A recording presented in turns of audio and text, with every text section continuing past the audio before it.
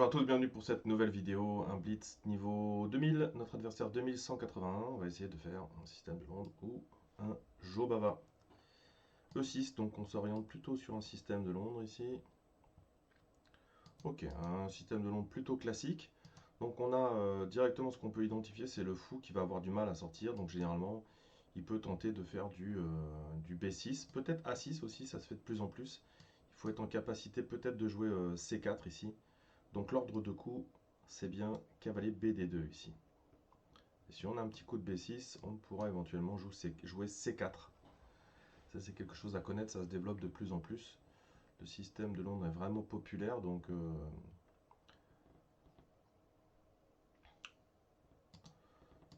ici aucun problème particulier. On va jouer notre setup standard, pyramide ici. On va sortir ensuite notre cavalier et puis on verra comment on doit sortir notre fou ici, même en E2 parfois. Donc là, on a fou E7, c'est plutôt intéressant pour une attaque à l'aile roi, avec H4, etc. Donc là, ici, on peut mettre tout en place. On peut éventuellement mettre en place la manœuvre Dame F3, Dame H3. Et l'autre manœuvre, on peut avoir fou D3, H4, ça ce sont les plans d'attaque. Ça fait longtemps que je ne l'ai pas joué, je vais vous montrer. Vous pouvez revoir les vidéos que j'ai faites sur la manœuvre Dame F3, Dame H3. Alors Dame G3, il faut faire attention, bien sûr, il y a les petites fourchettes. Mais Dame H3, c'est tout de suite très très pénible pour l'adversaire. Avant de mettre le cavalier en F3, on sort la Dame F3, H3, fou D3, puis on voit tout de suite ce qui va se passer. Hein, voilà. Donc là, premier, il enlève le défenseur de la case H7. Voilà. Ça devient tout de suite problématique pour lui. Je pense qu'il doit être obligé de jouer F5 ou F6 ici.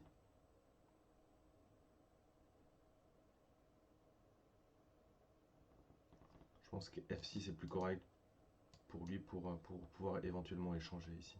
Voilà. Alors F5, très intéressant. Du coup, on va pouvoir jouer toutes les manœuvres avec G4 ici. Donc on vient placer tranquillement Notre-Dame en H3. Et ensuite, on va pouvoir jouer G4. Vous avez bien vu ce qui se passe. F6 était plus précis, je pense. Parce que je pense qu'il m'obligeait quasiment à prendre ici. Donc là, on vient deux fois défendre deux fois. Et puis, G4 arrive.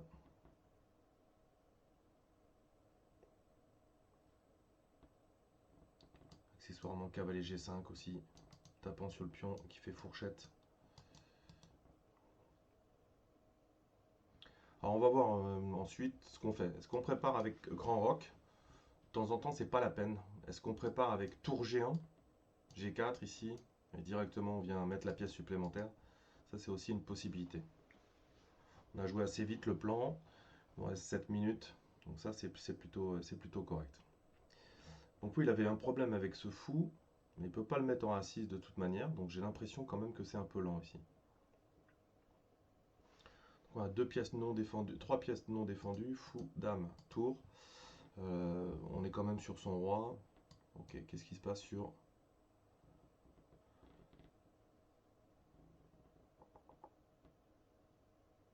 Il faut que je fasse attention quand même à ce pion. Ok, donc premier coup candidat, G4, avec l'idée prise. Et s'il vient reprendre, on a des idées comme ça, de gagner la pièce. J'ai l'impression que c'est ok tout de suite. Ouais, c'est un peu lent son truc. Donc bien sûr, le problème de G4, c'est qu'il vient sur la grande diagonale, mais à la limite, on laisse la tour, on s'en moque. C'est pas vraiment problématique ici.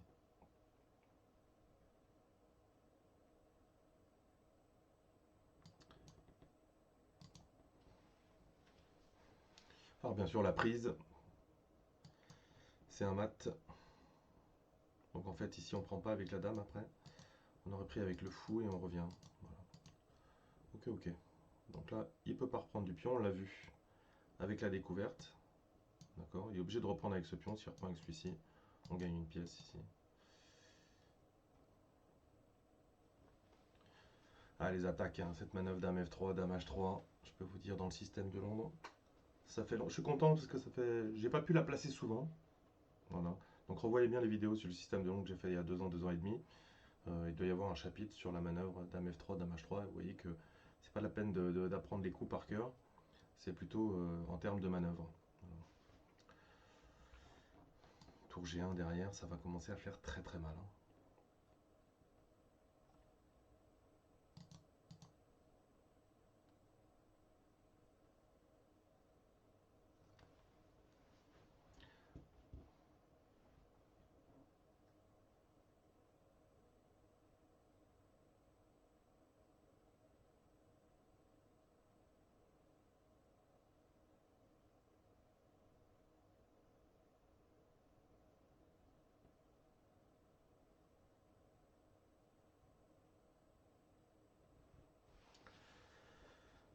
Alors sur G5, qu'est-ce qu'on a? Comme on est 2 fois ici, sur G5, je pense que j'ai aussi prise en E6. Comme je menace mat direct, il n'y a pas le temps de reprendre. Sur G5, je peux même éventuellement clouer le pion. Non, non, je pense que c'est un casse-tête insoluble là pour lui.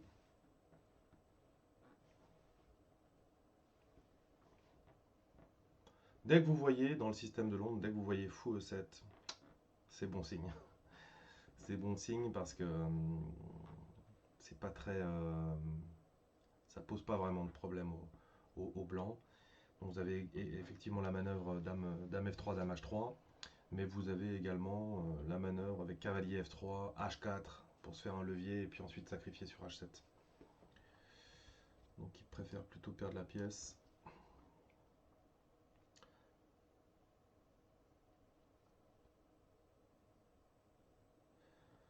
Ok, bon.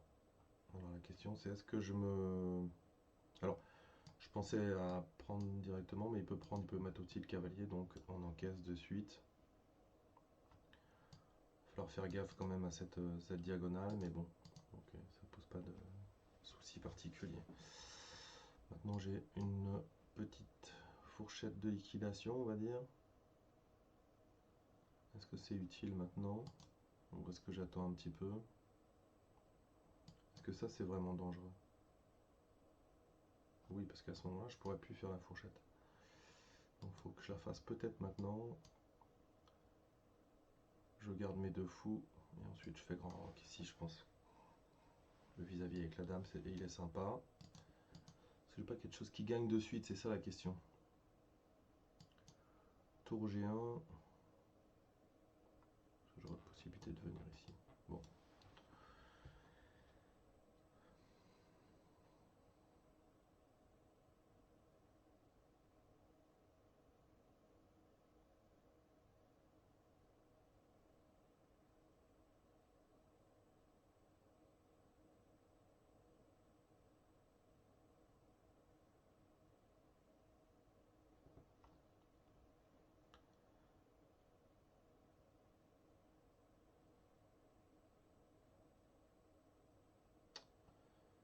Est-ce que j'ai pas mieux?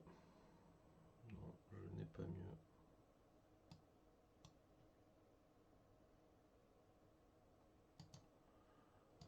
Ok, grand rock. Et ensuite je viens ici. Il n'y a rien qui craint. Non. Ok. Est-ce que c'est utile grand rock? Est-ce que je mets mon roi à l'abri de suite? J'ai l'impression quand même, de toute façon je vais faire tour G1. Donc, mise du roi à l'abri. H4, un coup de prophylaxie.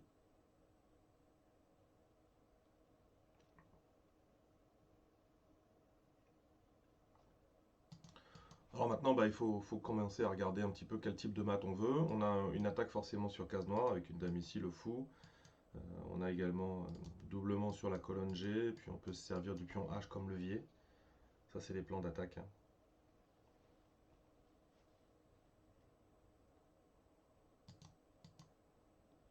Il a un tout petit peu de contre-jeu quand même avec ses pions quand même sur mon roc, mais bon, voilà.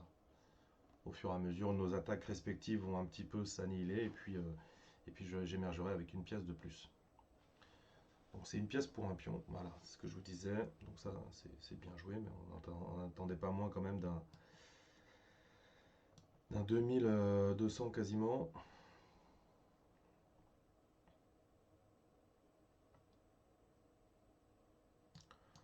Donc là, l'idée, c'est peut-être fou E5, et puis ensuite, on vient menacer des tours prend, pion prend, dame prend. Ça gagne pas tout de suite. Alors ça, c'est... Ouais, je suis quand même. Bon, ça, j'aime pas trop quand même pour lui, mais... Donc, je peux pas prendre de suite. En fait, s'il fait partir la dame, j'ai tout de suite des fous prend. Tour prend, dame prend, etc. Donc voilà. Ok. Donc ça aussi, ça va être délicat pour lui. Ok, maintenant, faut finir hein, quand même. Hein.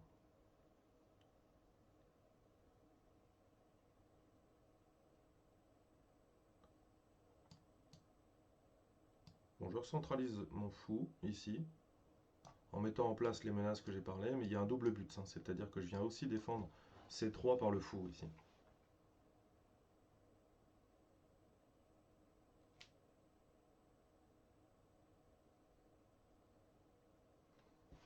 Donc on peut commencer à le calculer. J'ai l'impression qu'il s'enfuit quand même. Donc tour prend, pion prend, dame prend, il vient ici.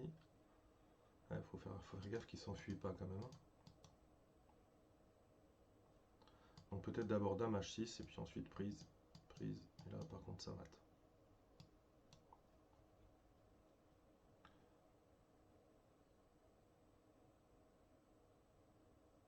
Ok, ça c'est plutôt top. Hein. J'ai replacé vraiment mes fous de manière excellente. J'ai même peut-être du E4 dans l'air. Il peut pas reprendre ici, c'est cloué. Il peut pas reprendre ici, c'est cloué. Donc voilà, avec deux pions cloués. Voilà, faut pas juste que je lui laisse un petit peu de contre-jeu, mais ça, j'ai l'impression que c'est un coup très très intéressant. D'ailleurs, je l'avais déjà dit sur d'autres vidéos, mais un pion cloué ou quelque chose de cloué ne défend rien. Voilà, ça, c'est hyper important. Donc en fait, ici, cette case-là, elle est défendue 0 fois en fait. Ok, ça c'est bon. Il vient défendre contre ça, mais peut-être qu'il y aura d'autres casse-têtes. Donc est-ce que je peux faire ça quand même?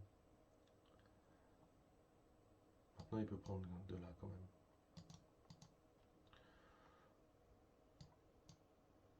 Possibilité. Alors, je peux pas faire coulisser la tour de cette manière-là, mais voilà. Alors, fou prend, dame prend, fou prend, tour prend. Je ne peux pas. Ok. Peut-être tour ici, tour là quand même. Améliorer cette pièce, ce serait plutôt intéressant. Donc ici, je menace mat tout de suite.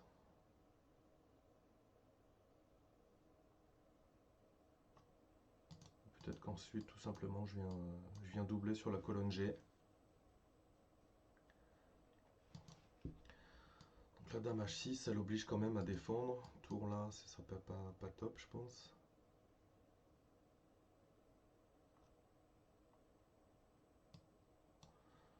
Ça c'est intéressant, je pense que ça l'oblige quasiment à mettre le fou en opposition ici. Et je me demande sur fou en opposition, je me demande si j'ai pas tour prend direct. Ok, donc ça c'est intéressant, c'est que maintenant j'ai des menaces de mat direct sur la prise ici. Donc je pense que je vais doubler. Comment je peux doubler? Je peux doubler de cette... Non, je peux pas doubler de cette manière-là.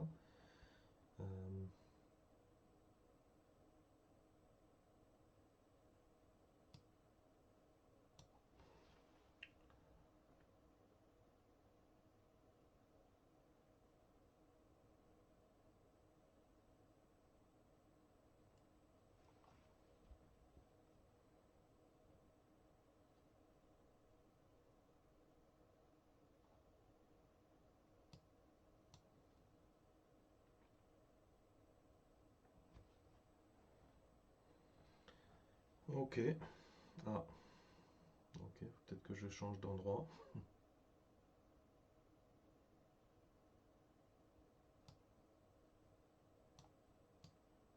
Peut-être revenir ici. Puis menacer d'échanger.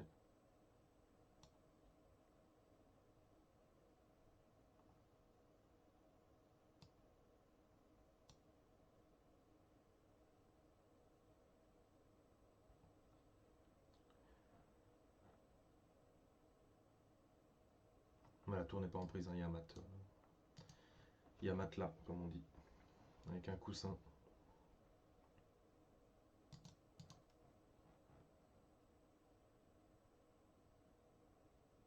Mmh.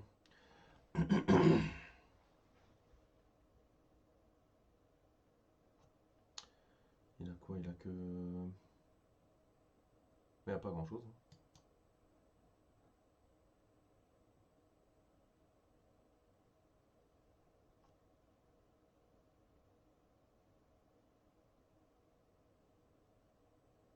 Ouais.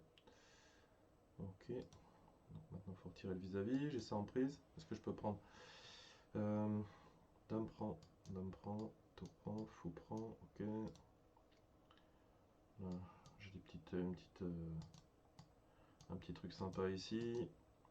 Une fois que j'aurai pris là-dessus, ça sera en prise parce que c'est encore non défendu. Donc est-ce que je prends directement par enfilade? Je pense que c'est ok, hein. Voilà. Ça va me faire une tournette ensuite. Ok.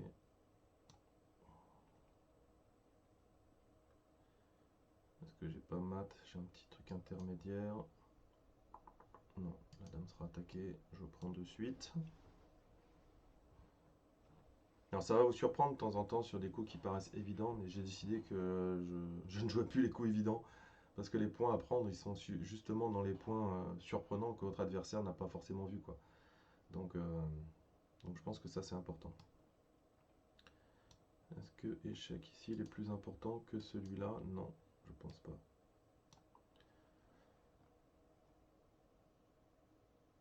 Non, ça va être chaud dans pas longtemps pour lui, hein. Ok.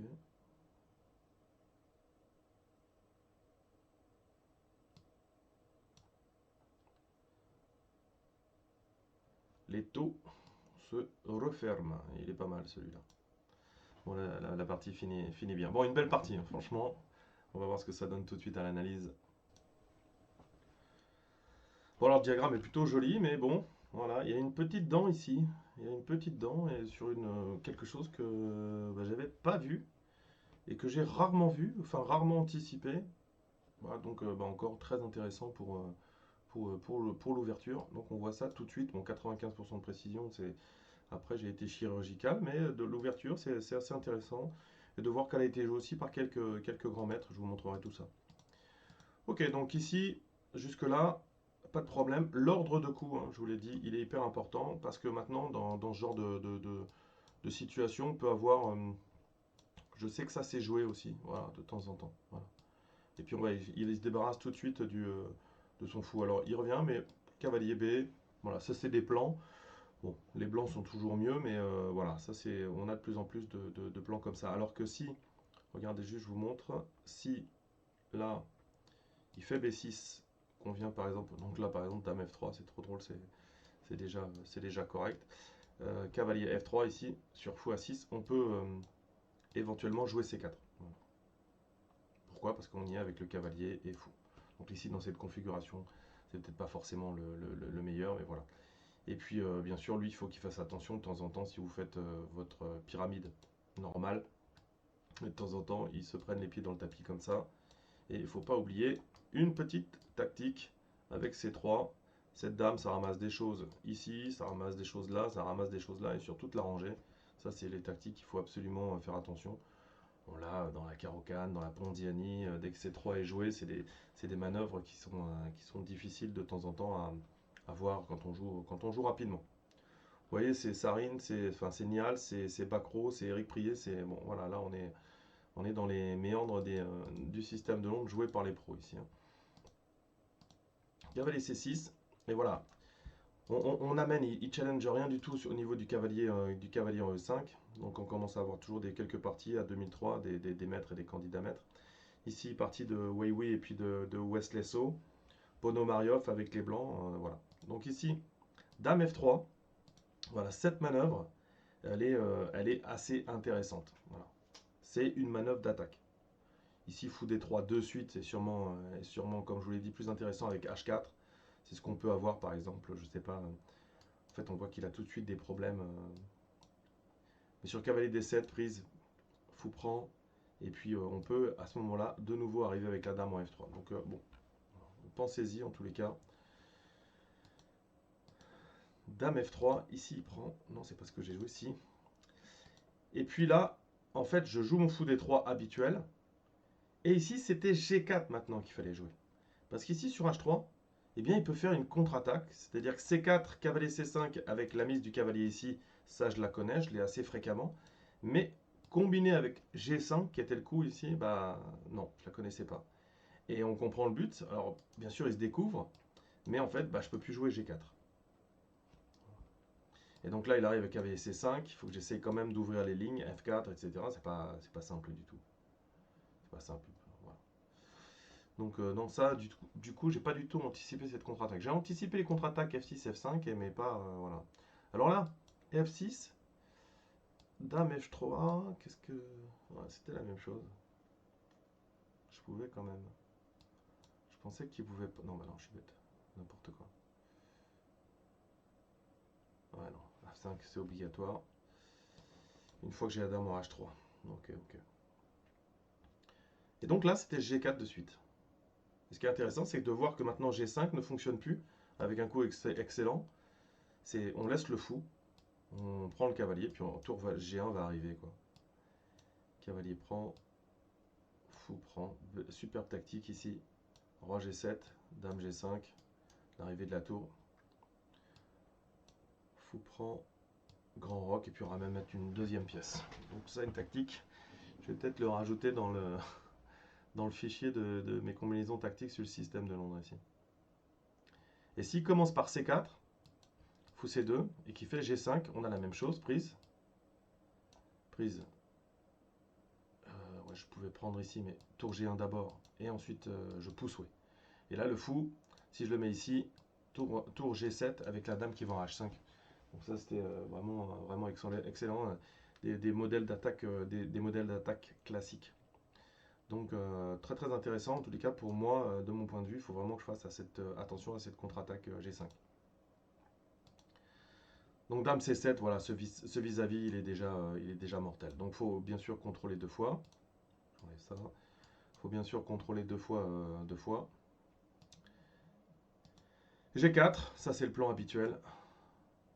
Et puis là c'est parti, on a une petite tactique, ce qu'on avait vu ici. S'il prenait là, bon bah voilà, on a tout qui gagne ici.